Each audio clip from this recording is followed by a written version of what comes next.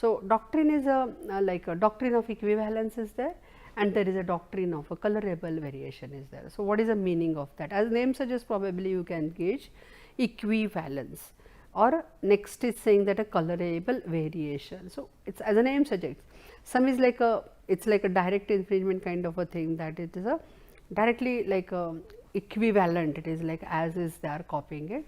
Colorable variation, that idea is there and that is modified, and accordingly the like it is applied, right.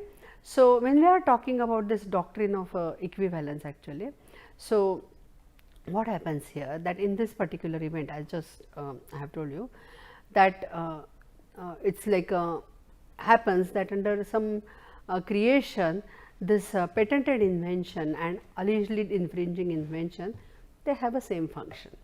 Okay. In other words, that allegedly like infringing device performs substantially the same function as a substantially the same way to achieve the same result, then it constitute the patent infringement under the doctrine of that equivalence. Now, this is